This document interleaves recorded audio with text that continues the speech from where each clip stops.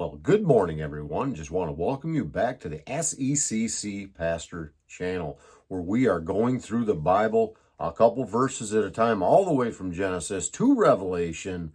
We are doing a journey. We're going to call it a journey through the Bible. The ESV Bible is what we're going to be reading. We have made it all the way up to Genesis chapter 41 and 42 is what we're going to be reading today. Stick around.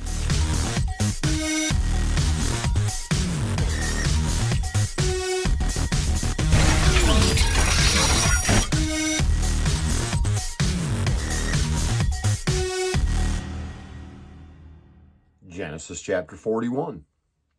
After 2 whole years, Pharaoh dreamed that he was standing by the Nile, and behold, there came up out of the Nile 7 cows, attractive and plump, and they fed in the reed grass. And behold, 7 other cows, ugly and thin, came up out of the Nile and after them, and stood by the other cows on the bank of the Nile. And the ugly, thin cows ate up the 7 attractive, plump cows. And Pharaoh awoke, and he fell asleep, and he dreamed a second time. And behold, 7 ears of grain, plump and good, were growing on one stalk. And behold, after them sprouted 7 ears, thin and blighted by the east wind.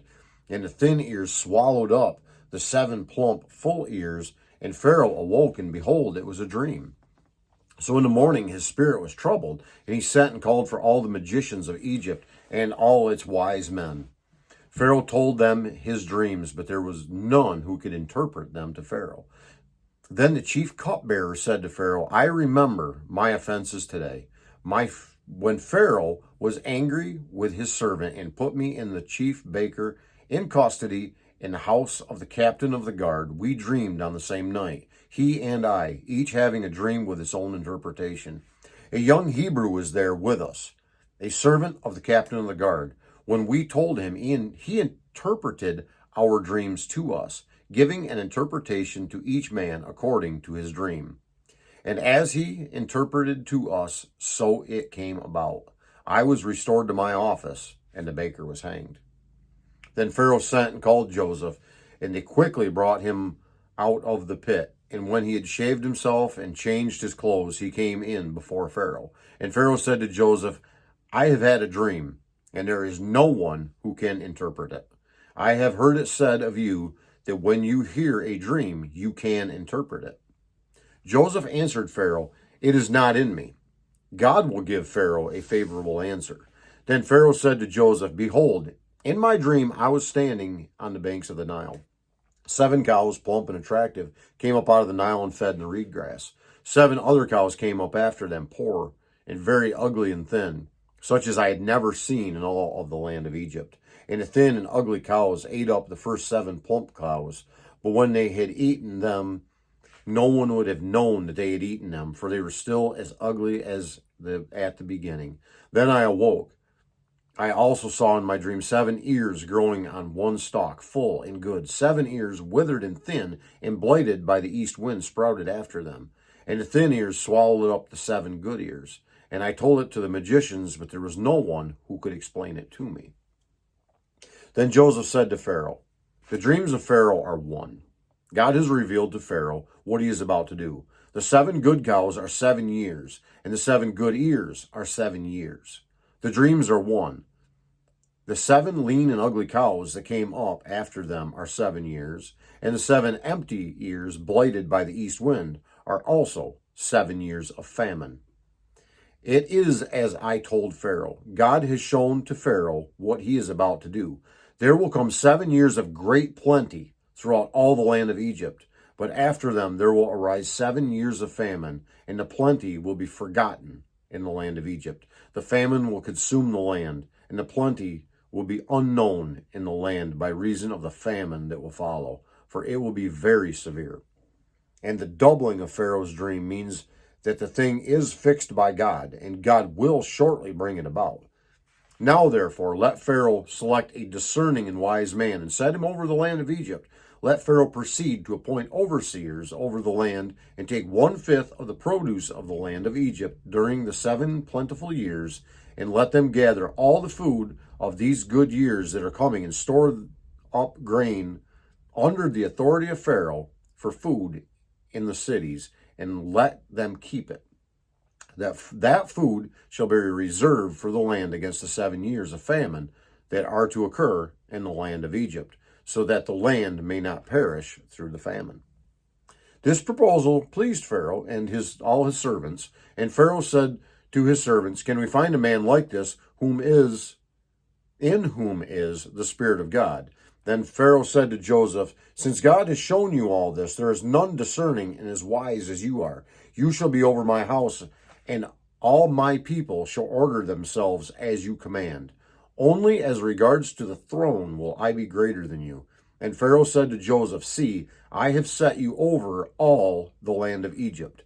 Then Pharaoh took his signet ring from his hand and put it on Joseph's hand, and clothed him in garments of fine linen, and put a gold chain about his neck.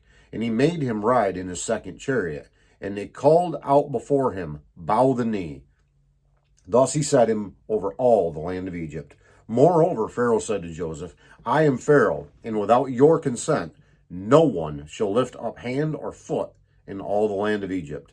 And Pharaoh called Joseph's name Zephanath-Paneah, and gave him in marriage Asenath, the daughter of Potiphera, priest of On. So Joseph went out over the land of Egypt. Joseph was 30 years old when he entered the service of Pharaoh, king of Egypt. And Joseph went out from the presence of Pharaoh and went through all the land of Egypt. During the 7 plentiful years, the earth produced abundantly. And he gathered up all the food of these 7 years which occurred in the land of Egypt, and put the food in the cities. He put in every city the food from the fields around it. And Joseph stored up grain in great abundance, like the sand of the sea, until he ceased to measure it, for it could not be measured. Before the years of famine came, 2 sons were born to Joseph. Asenath, the daughter of Potiphera, priest of On, bore them to him. Joseph called the name of the firstborn Manasseh, for he said, "God has made me forget all my hardships, all my father's house." The name of the second he called Ephraim, for God has made me fruitful in the land of my affliction. The 7 years of plenty that occurred in the land of Egypt came to an end, and the 7 years of famine began to come. As Joseph had said, there was famine in all the lands, but in the land of Egypt there was bread. When all the land of Egypt was famished, the people cried out to Pharaoh for bread. Pharaoh said to all the Egyptians, "Go to Joseph, what he says to you, do." So when the famine had spread all over the land, Joseph opened all the storehouses and sold to the Egyptians, for the famine was severe in the land of Egypt. Moreover, all the earth came to Egypt to Joseph to buy grain, because the famine was so severe over all the earth. Genesis chapter 42. When Jacob learned that there was grain for sale in Egypt, he said to his sons, "Why do you look at one another?" And he said, "Behold, I have heard there's grain for sale in Egypt. Go down and buy grain for us there, that we may live and not die." So 10 of Joseph's brothers went down to buy grain in Egypt. But Jacob did not send Benjamin, Joseph's brother, with his brothers, for he feared that harm might happen to him. Thus the sons of Israel came to buy among others who came, for the famine was in the land of Canaan. Now Joseph was governor over all the land. He was the one who sold to all the people of the land, and Joseph's brothers came and bowed themselves before him with their faces to the ground. Joseph saw his brothers and recognized them, but he treated them like strangers and spoke roughly to them. "Where do you come from?" he said. They said, "From the land of Canaan to buy food." And Joseph recognized his brothers, but they did not recognize him. And Joseph remembered the dreams that he had dreamed of them, and he said to them, "You are spies. You have come to see the nakedness of the land." They said to him, "No, my lord, your servants have come to buy food.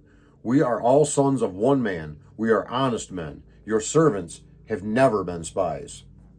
He said to them, "No, it is the nakedness of the land that you have come to see." And they said, "We, your servants, are 12 brothers, the sons of one man in the land of Canaan. And behold, the youngest is this day with our father, and one is no more." But Joseph said to them, "It is as I said to you, you are spies. By this you shall be tested. By the life of Pharaoh, you shall not go from this place until your younger brother comes here. Send one of you and let him bring your brother while you remain confined, that your words may be tested, whether there is truth in you, or else by the life of Pharaoh you surely are spies. And he put them all together in custody for 3 days. On the third day, Joseph said to them, "Do this, and you will live. For I fear God. If you are honest men, let one of your brothers remain confined while you are in custody, and let the rest go and carry grain for the famine of your households, and bring your youngest brother to me, so your words will be verified, and you shall not die." And they did so. And they said to one another, "In truth, we are guilty concerning our brother, in that we saw the distress of his soul when he begged us, and we did not listen. That is why this distress has come upon us." And Reuben answered them, "Did I not tell you not to sin against the boy? But you did not listen. So now there comes a reckoning for his blood." They did not know that Joseph understood them, for there was an interpreter between them. Then he turned away from them and wept. And he turned to them and spoke to them. And he took Simeon from them and bound him before their eyes. And Joseph gave orders to fill their bags with grain, and to replace every man's money in his sack, and to give them provisions for the journey. This was done for them. Then they loaded their donkeys with all their grain and departed. As one of them opened his sack to give his donkey fodder at the lodging place, he saw his money in the mouth of his sack. He said to his brothers, "My money has been put back. Here it is in the mouth of my sack." At this, their hearts failed them, and they turned trembling to one another, saying, "What is this that God has done to us?" When they came to Jacob their father in the land of Canaan, they told him all about what had happened to them, saying, the Lord of the land, spoke roughly to us and took us to be spies of the land. But we said to him, "We are honest men. We have never been spies. We are 12 brothers, sons of our father. One is no more, and the youngest is this day with our father in the land of Canaan." Then the Lord of the land, said to us, "By this I shall know that you are honest men. Leave one of your brothers with me, and take grain for the famine of your households, and go your way. Bring your youngest brother to me, then I shall know that you are not spies, but honest men. And I will deliver your brother to you, and you shall trade in the land." As they emptied their sacks, behold, every man's bundle of money was in his sack. And when they and their father saw the bundles of money, they were afraid. And Jacob their father said to them, "You have bereaved me of my children.